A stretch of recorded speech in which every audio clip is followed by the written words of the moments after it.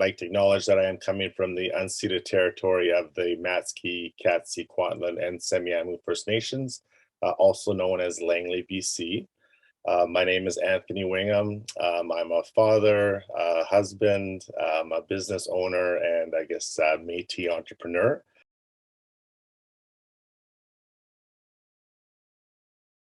So yeah, Nuez Acres. A lot of people like to talk about how things are inspired, but it's really just came out of going down to Mexico and being part of my wife's family. So my wife is a Mexican immigrant, and she immigrated to Canada into Vancouver, and her family still is in Chihuahua, Mexico. So that part of the story is pretty important because that's where the pecans are actually farmed. So during the trade war through the Trump administration, actually, the trade war between China and USA, actually, the price of pecan, the nut itself, was actually drastically impacted. A lot of the buyers for the nut in Mexico are from China, and with the trade kind of bans and everything that was put into place, the price collapsed. So at that point, I'd been down there a couple seasons to see the family, and also knowing that Chihuahua itself, the state, is a pecan producer. So we were able to see firsthand the impact of that, I guess, trade war with the price of the nut being devalued. So we needed to kind of figure out a different way that we could sell it besides selling it as just the whole nut. So once I kind of we got back to Canada and started looking at the pecan itself, we started realizing a lot of the beauty industry benefits that are in it with the amino acids, the vitamin A's, even plant steroids. So a lot of the beauty industries, most of them are man-made ingredients, are found in this one little pecan. So from there, that's kind of where we started to build what Nuez Acres is. And then we really, as we looked at this nut and looked at kind of the industry around us, we realized that we're also offering a waterless beauty product. So in a industry that is very heavily reliant, with 60 to 80% of most beauty products made with water, we were able to figure out a product that uses zero water, which has a huge impact on the nations from my country in Canada. So the First Nations up in the north that don't have access to clean water. And then ultimately down in Mexico as well, water is a very sacred source. So by creating this product, we're able to really, fluff those up a bit. And then just recently, as we've kind of grown even more, there's a book by Dr. Robert Kimmer, and it's called Braiding Sweetgrass, and she speaks about the Council of Pecans. So pecans are actually one of the first things that were colonized when settlers came into Canada back in the 1800s. So the word pecan, the original word, is an Algonquin word from the Great Lakes of Ontario, actually, and it means pecan, and it literally means a stone that needs a rock to crack. And then just with colonization and the French kind of taking over that word, it's been industrialized and then made into actual pecan. But you're actually able to see the pecan orchards from the tip of the Great Lakes all through Chicago, down through the states, even into the river valleys of Mexico. All of the nations that originally were where the pecan groves are, and how they've been pushed off into reserves. So it's really turned into almost a decolonization story, on top of a waterless beauty, and then on top of trying to help out the family farm down in Mexico. So it's got a bit of a story to it.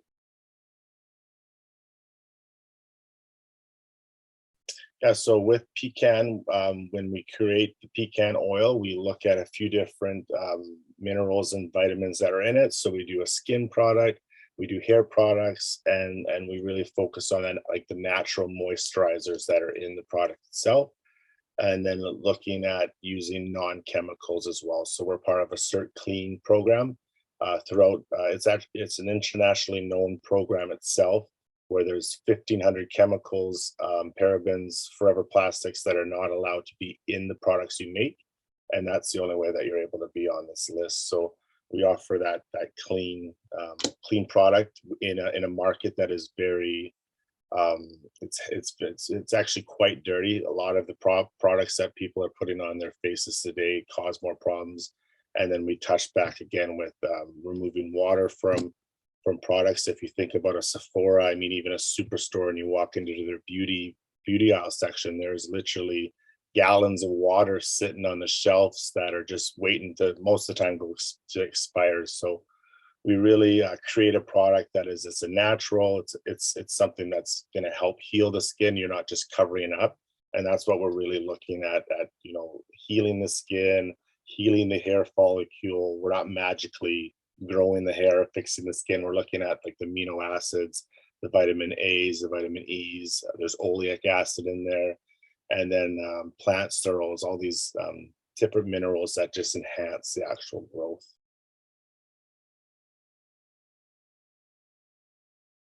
Yeah, so we definitely didn't start off planning to be a pecan oil producer.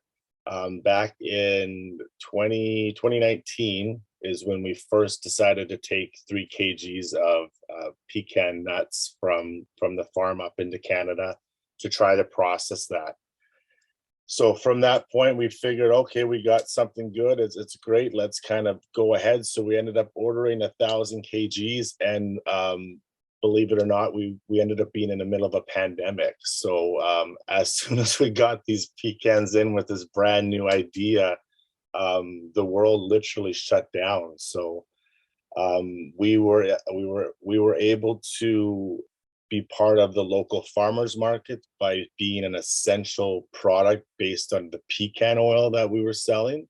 But then we were also able to sneak that little bit of the beauty into it, because not only is pecan oil good for your body with the omega 6 and 9s, but there's also that beauty aspect in it. So as we kind of launched, that's when we started doing the more of the digitization programs that were offered, like through Jelly Market and that.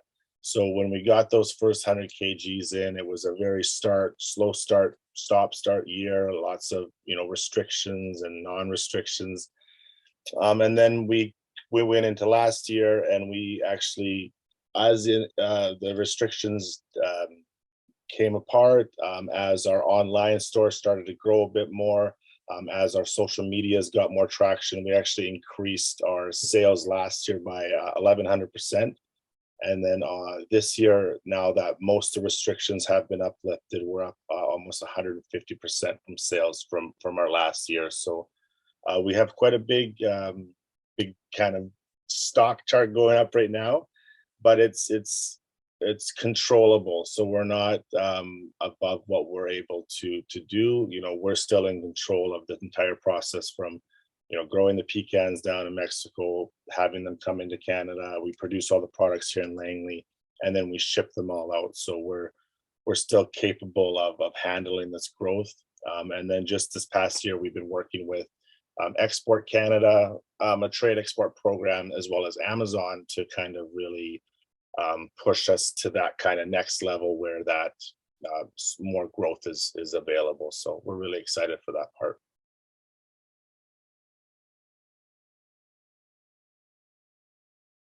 So yeah, from seed to skin. So right from the trees down in Mexico to the water that's used in the the process, to importing it into Canada and processing it into the oil and bottling up. Every single process we are involved in it. So we don't outsource the product right now. We're not buying pecans from Costco or anything like that. We're literally growing the pecans every year down in Mexico, and then we import those into Canada, and then we produce those into oil. And we're actually Canada's only Indigenous pecan oil producer. So as a Métis member, it's really exciting that we can really have this industry kind of as an Indigenous industry.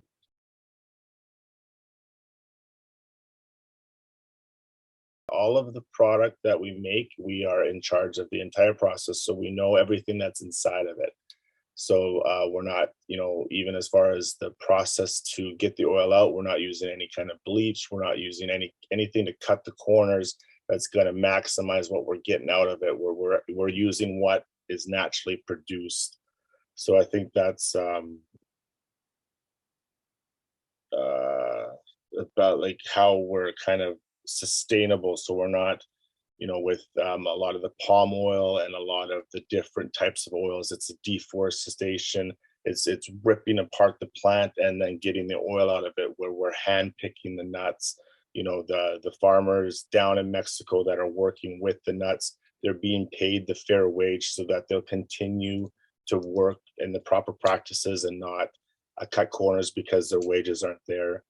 And then even as far as up in Canada with like how we use glass for our packaging. So glass itself is more of a sustainable, recyclable than some other packages. We fought for almost 2 years to try to not get a box for the product itself, because even that is a waste to in the beauty industry. So we really look at every corner that we can go and try to reduce the waste, and water was one of the biggest eye openers that we were able to look at. We have over almost 350,000 milliliters of water removed from the beauty industry today and counting. And then once we understood that it's about a 5 billion liter industry a year that the beauty industry uses, and then you really start to look at, well, where are they getting that water from? And then you start looking and understanding that water is starting to be privatized. And then you really start to understand that this is a storm that is coming, where water is going to be, I mean, it's a source that's fought after. The water wars have already started off in Australia and in the UK. So understanding that the nations in North America, all throughout Turtle Island, water is a resource that needs to be sustainable. I mean, the beauty industry is just one part that we can work, and that's why creating a product, I mean, even creating a beauty product, there's so many. Brad Pitt just released a beauty product with grapes. I mean, everybody's doing it, but we're able to back it up with the realities, with the pecan farming. We're not wasting a bunch of water because we are farming it in Mexico, and it's from aquifers. It's not it's not being processed in USA where they're pumping water out of state and trying to water. And then when we get into Canada, we're not, filling it with canola oil to cut the actual pecan oil itself. So it's all sustainable, the entire route. And then even the process itself with our body scrub, when we expeller press our pecans, it creates a byproduct that we take and turn that into our body scrubs. And that's just another way that we're trying to do that full loop of using the product, just like with the Métis, how we and Indigenous with the bison. When we hunted the bison, the hide, the brains, the bones, every part of that bison was used, and that's what we tried to achieve with the pecan itself.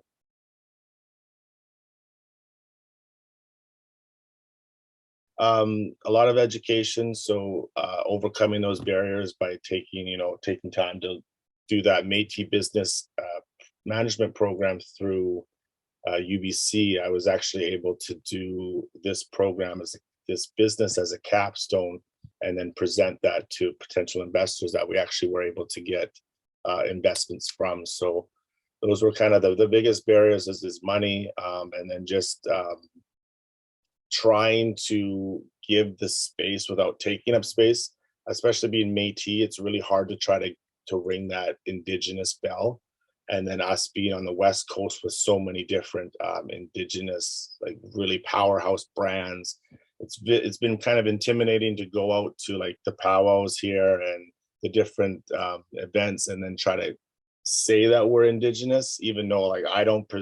People probably wouldn't know I was Indigenous unless I was wearing my sash. And then my wife is from Mexico, and yes, it's all Turtle Island, but it's not West Coast Indigenous. So I think those were just kind of a little bit of the challenges, was just accepting that we kind of were like belonged in here. I mean, I think just overcoming that imposter syndrome, I guess, is one of the biggest barriers we had to getting off the ground.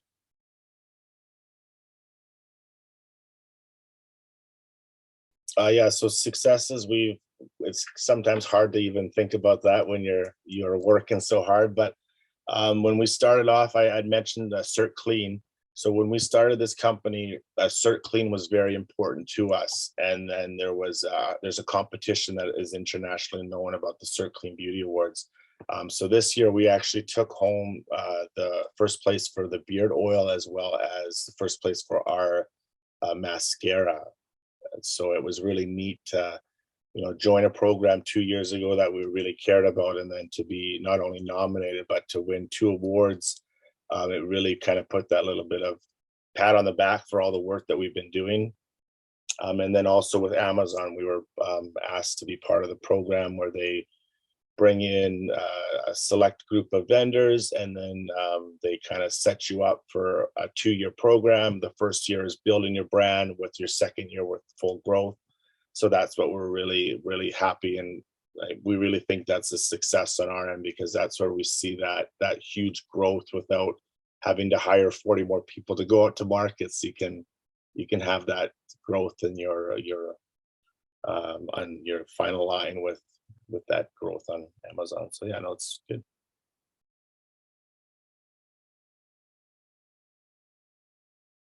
Ask. If you don't, like, you shouldn't know the answer. If you're starting a business up, you should have a million questions. You shouldn't know it all. So definitely it's a good thing to ask. And sometimes starting at the end of a project, if I would have known that I wanted to get our pecan oil in the United States market on Amazon, selling to X amount of people a year, I would have not gone through 4 different sets of labels, or 4 different sets of packaging, or had to order different, different recipes to get into the States. So sometimes understanding that what your end product is, and then working back from there, that you can really set your goals and understand your whole vision from the whole thing. And then, yeah, just as far as Indigenous students, there is so much help out there. There's so many people that want us to succeed. You just have to go out and do it. Doing a 3-month program has given me the opportunity to sit here and speak with you about a business that I've created in the middle of a pandemic, which is incredible. And then you throw the Indigenous on top of that, it's phenomenal. So there is lots of support out there, and whether you've had good credit, bad credit, you're from a bad family or anything like that, you have the opportunity to really take a hold of your life and create something incredible for yourself.